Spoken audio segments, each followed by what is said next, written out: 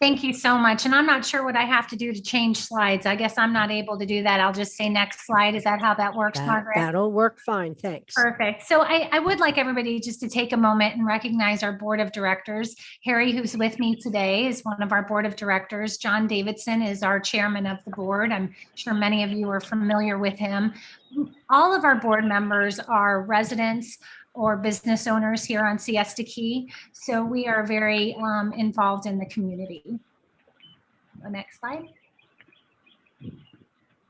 Next slide, Margaret. Oh, she was trying. And I can't quite see. I think you went one too many. There we go. Sorry, I've got to move the Zoom faces because I can't see the slides. So, go up one more. Yeah, there you go. So who are we? I talked about the board of directors. As I mentioned, we're a board of residents and business owners who are concerned about our community. We all agree and have spoke out about the dredging of Big Paths. We've spoke about the development of the Promenade project and the traffic that has caused on the south side of the Key. We've spoke out about the decisions to build a roundabout at Midnight Pass and Beach Road. We support the coalition and its fight against the proposed high-density hotels. We believe our community would be the best steward of our island. We want our community to be in control of its destiny, and we want to ensure that the unique personality and vibe of our island remains the same. That's why so many of us have moved here, have opened businesses here, and visit here. So that's very important to us. Our goal is really to improve the quality of life for residents, businesses, and visitors of Siesta Key. There's been a lot of confusion recently, and I talked with Mark Spiegel yesterday about this, between the coalition and us. I've had so many people come up and say, hey, I've seen your signs around the Key. And as most of you know, I would think on this call, that's not our signs. So I spoke with Mark, and he actually helped me format this first sentence of this. And I'm sure that everyone here is familiar with this. So the Siesta Key Coalition, what's the difference? The Siesta Key Coalition is exclusively focused on proposed high-density hotels on Siesta Key and is attempting to ensure that developers comply with the existing codes and policies under our Siesta Key overlay district and the future land use policies of our barrier island. Who are we? Save Siesta Key wants to save our island from any future decisions that negatively impact our community and inhibit the quality of life here. We want to see businesses flourish, residents happy, and visitors. We are not anti-visitor. I want to make that really clear. If feasible, we hope to help create a government-like model that is effective, efficient, transparent, and fiscally responsible. So ours is very much a long-term solution to what we see as repeated problems within our community. Next slide, Margaret. So why incorporation? Why is this a solution that we have considered and we are looking at? As many of you may recall, John Davidson back in the 90s tried to incorporate Siesta Key. And the main reason that didn't happen is because of the divide between the businesses and the residents. And so part of our goal is really to bring together the businesses and the residents to form that community. Currently, there are 412 municipalities in the state of Florida. Siesta Key is the largest barrier island in the state of Florida that is not incorporated. I think that's a very powerful statement and one that we should all kind of ponder. Why is that? Efforts often begin for incorporation because people don't feel represented. Gosh, is that us, right? Voices don't feel heard. Services do not meet the quality of life standards. I don't know if I'd say that's true for us, but it's food for thought. We feel that we're paying too many taxes and we're not receiving the benefits of those taxes. We maybe recognize room for quality of life improvement and locally unacceptable land uses. And I would say that has probably been our biggest issue in the 7 years that I've lived on Siesta Key. I have seen us fight a lot of battles and unfortunately not win. So what is the winning solution? And we really do hope to be that. Next slide. So what it takes to incorporate an island. Boy, have we been working really hard at this since we started. It takes a feasibility study. You've got to write a charter. You have to have a campaign at home and do education and public meetings. You need support of the delegation. I can't even express how big of a chunk that is of this whole thing.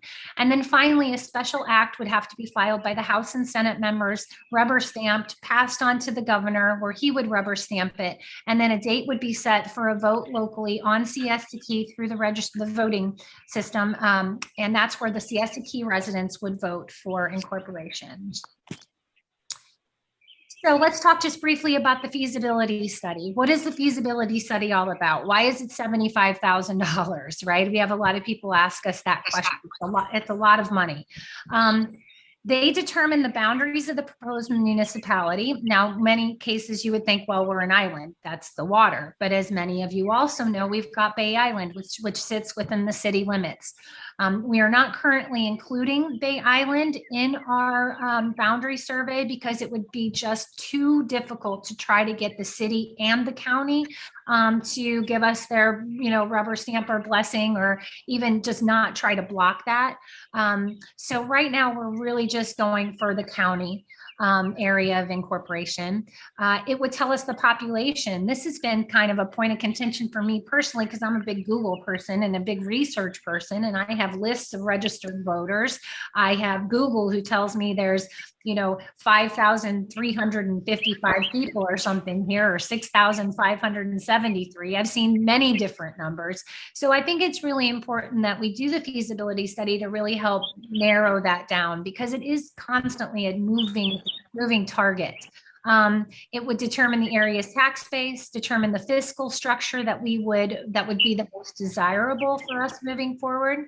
I'm hearing like birds. I don't know if that's just me, if somebody's got a bird or chirps. Oops, go back, Margaret. I'm sorry, I wasn't quite done. Thank you. And determining the service delivery, which is really important. Law enforcement, fire service.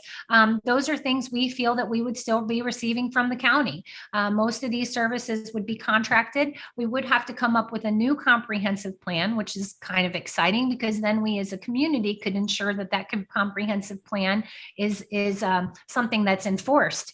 And that's where I think a lot of our struggle is right now. Okay, Margaret, thanks. So what is a charter? This is another big piece, the three things: the feasibility study, the charter, and community support. So the charter, every city in Florida has one. It's required by the legislature. Sarasota County has one. We would be required to write one.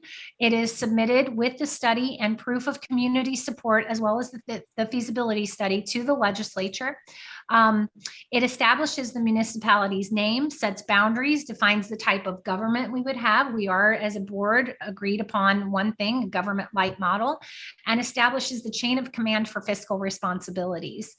It can be as short as 8 pages, which is really nice. We have lots of resources. We've been working with the Florida League of Cities to determine what that looks like.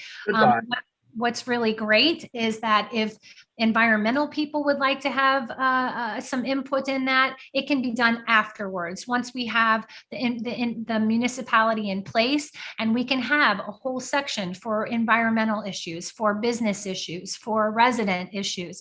It really gives us much more control over our destiny. Okay.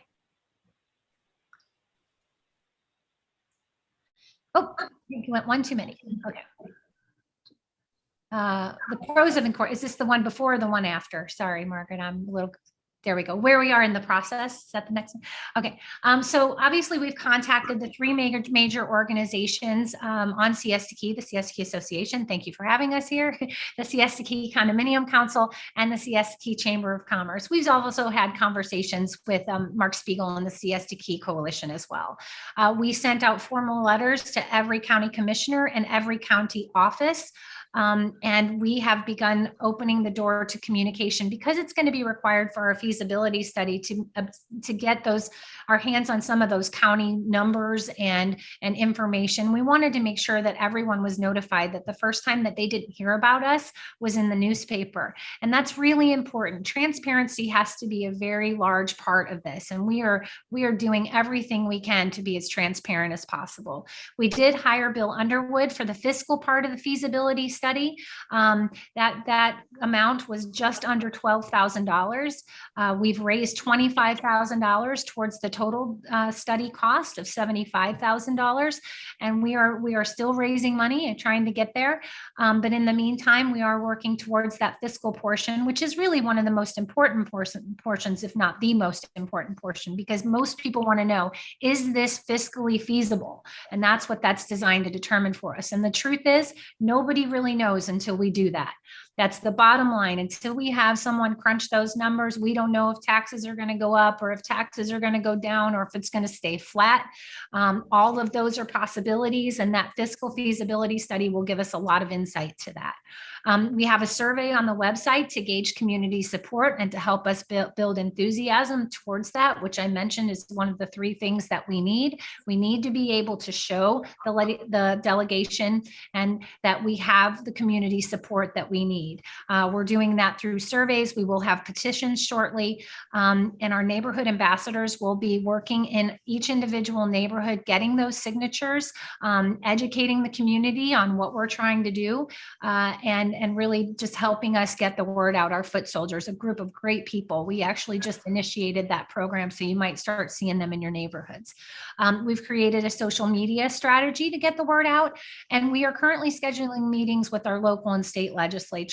In addition to sending those letters out to the county, we contacted our 2 representatives, as well as Joe Gruters, our state senator, and we are working really hard to get those meetings. They've been in Tallahassee until October 30th. So they just now are back out in the community. So our political piece has really just started. There was one more piece on that. Go back for me. Sorry. One more. There we go. And we did begin public education meetings. Our next one is on May 19th at the CS Chapel. We had our first meeting on the 28th. We had about 45 people turn out, all residents, all voting residents. We had a lot of great questions. We live stream this, we record them. We're getting a place for those on our website. So if you miss one, you can go and check it out. We really encourage you to come to one of those meetings. They're very informative.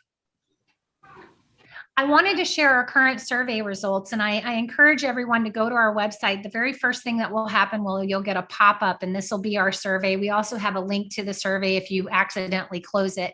But I think this is really, we just started this survey a few days ago, and you can see that we are saying, hey, how did you hear about us? So if you are going to our survey today, I would ask that you hit the Siesta Key Association is how you heard about it. It's just a great way for us to be transparent and show where our information is coming from. What's interesting is if you look up in the top right-hand corner, are you interested in exploring the possibility of Siesta Key residents and businesses taking control of their own destiny through forming its own village or town? Currently, this was earlier this afternoon, 91% of our surveyors say yes, we are in support of that. It looks like I cut one off a little bit, number 4.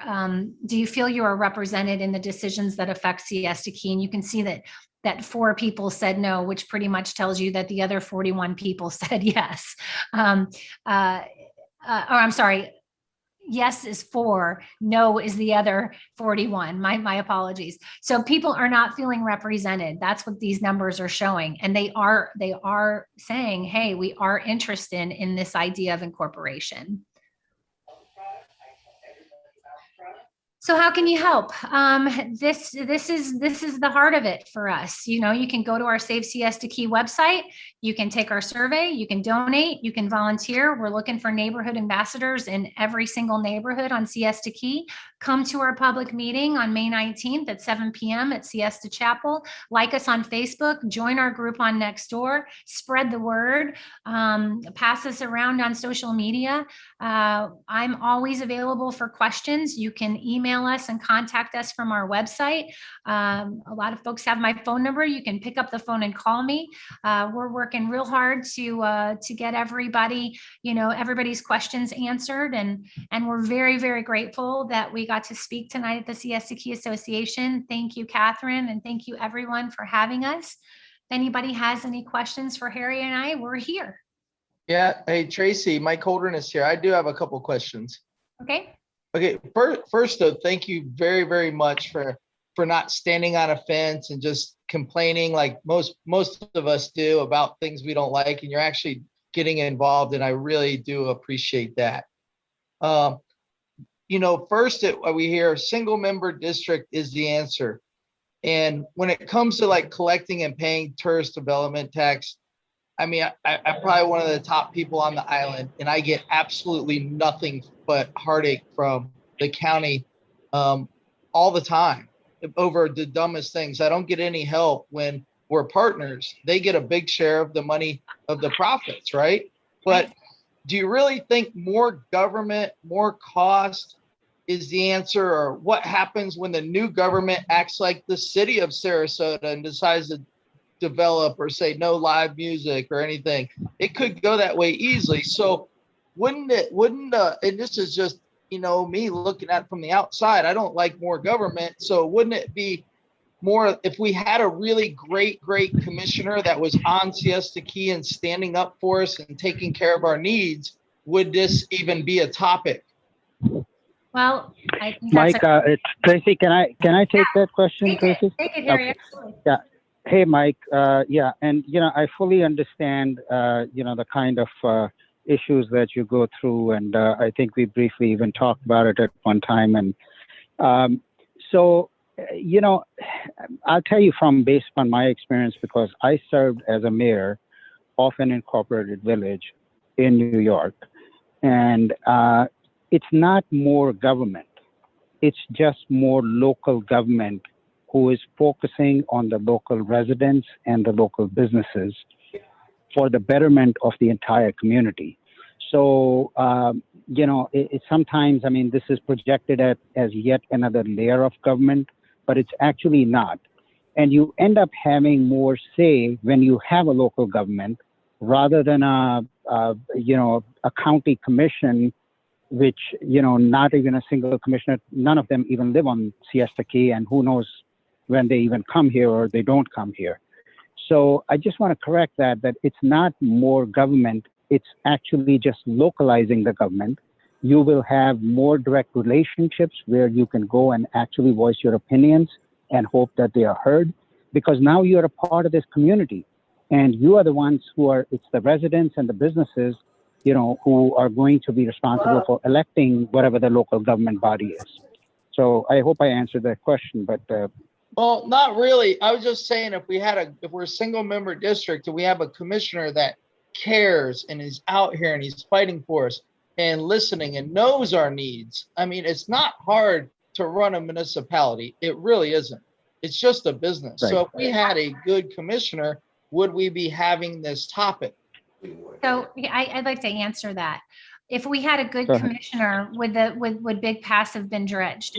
If we would have had a good commissioner, would we be fighting the Benderson project on the other side? I mean, we can't say if it were this way, would we be having this conversation, because the reality is it's not that way. And we don't have that. And what we've had is groups of people who have organized and tried to stop what they don't want to happen in their community. And I see Jim Wallace on here, who is, fighting this stoplight. And would we be having those battles if we had a municipality? That's really the better question. Because it couldn't be pushed down our throat. That's right.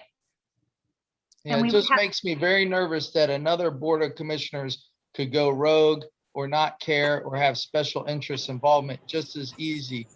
So it seems like, I mean, I just thought maybe as a group, if everybody was a united front on Siesta Key, SKA, Save Siesta Key, Siesta Key Coalition, we're all together and went to our commissioner and talked. I don't know if it would have a good positive impact, but it certainly might. And I'm not saying don't explore this. I'm just saying while we're exploring this, maybe we could all go to our commissioners. Okay. Thanks, Mike. Thank you, guys. Thank you, Tracy. Thank you very much. Maribel had asked to talk, so I'm going to ask her to go first. Could you raise your hand so I can see you? Jan, you had your hand up. Maribel, you wanted to speak? Are you muted? Yeah, I'm back. I'd Okay. like to respond to that point of view and also just give my thoughts. First of all, one commissioner is only one among many.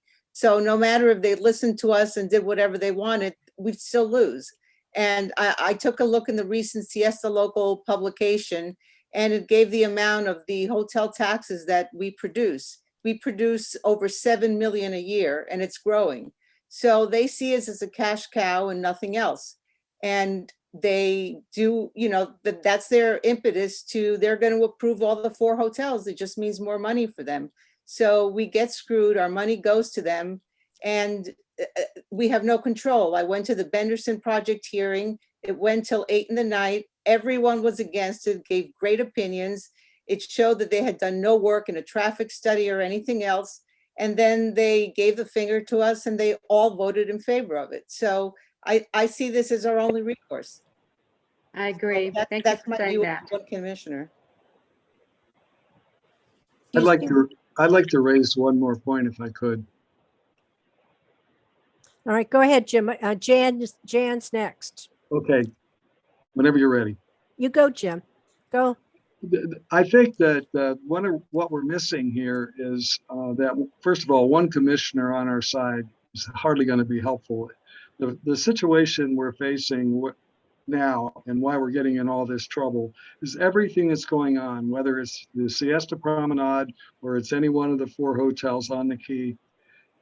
We're being treated, every one of these developments is being treated like a development on the mainland. Right. And that's insane. It's from a land use planning standpoint, it's insane. So what we really need is for, and this would go not just for Siesta Key, but for other barrier islands. And I can't talk about what the status is of the effort that we have underway now involving FDOT. But what I will say is that what really needs to happen, and it's becoming more and more clear to me over the years here I've been involved with this, is that you have to treat the barrier island, in this case Siesta Key, and the primary access roads as one. And so any transportation impact studies that occur on the island or on any of the barrier island access roads have to be treated as a separate and distinct situation, right? And that would apply, for example, importantly to Siesta Promenade as a case study, one might think, but also the Ask Gary at the other end of the hotel, the other end of Stickney Point.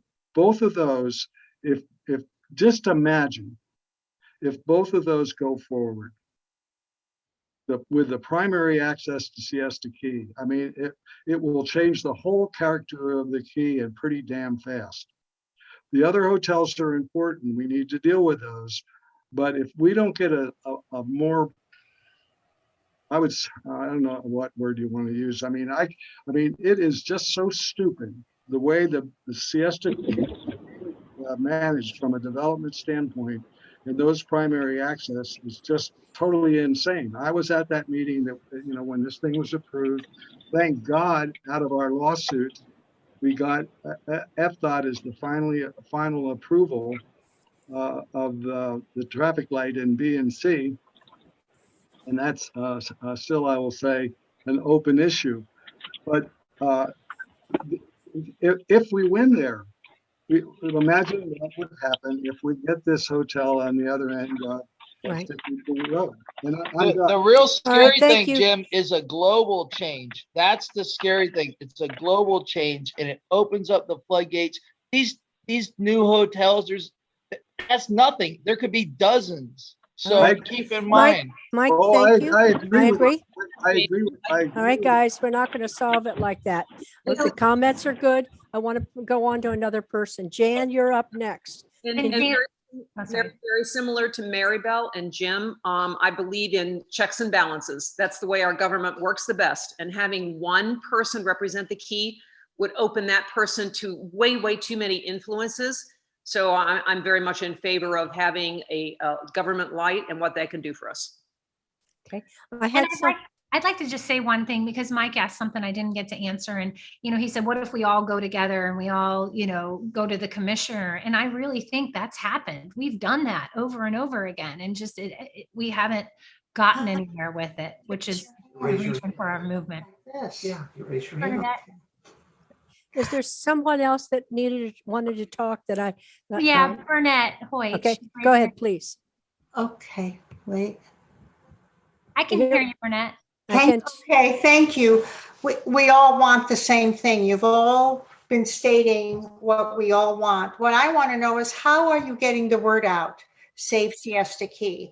I didn't know there was a meeting on the 28th. Was it just in the paper? Was there? And was. are you getting the word out for fundraising? I live in a complex. It's very eager to give money and to be Good to know. Good to know. I am working with Frank Jarenka, and we do have communication going back and forth about notifying the residents of the condos. You're in a condo, I assume?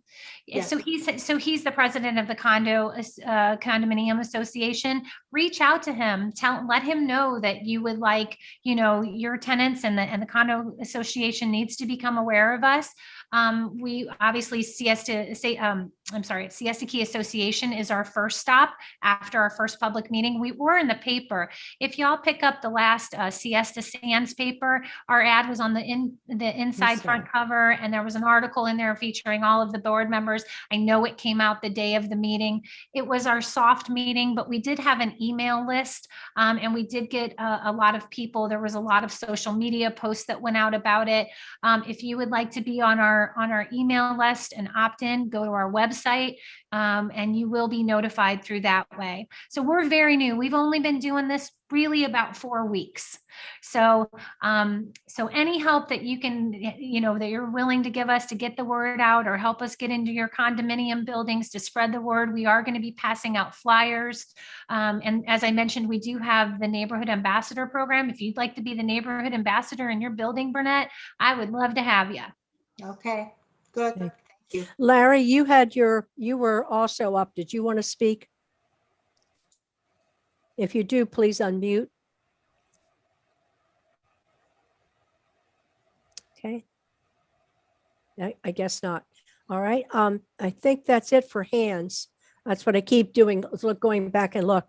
Would you please write down that email address, www.savesiestakey.org?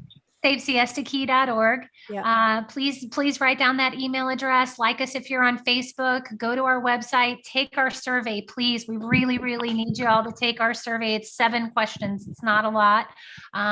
Donate. We're about $50,000 short of that full feasibility study. So anything you could do to help in that matter would be very appreciated.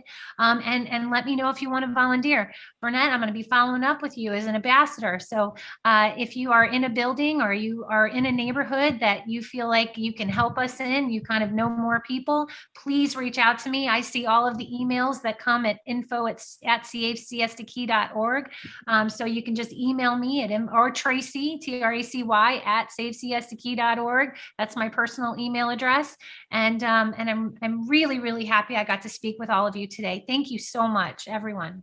Thank you, Stacy. Yeah, just one last comment. Tracy, If any of you have any doubt about where this is going, I encourage you to read the Herald Tribune article today by Chris Anderson. I think he hit the mark right on by describing where Siesta is going. So I'll ask Tracy, we should also put a link of that on our website, but a very well written article. Thank you so much, everyone.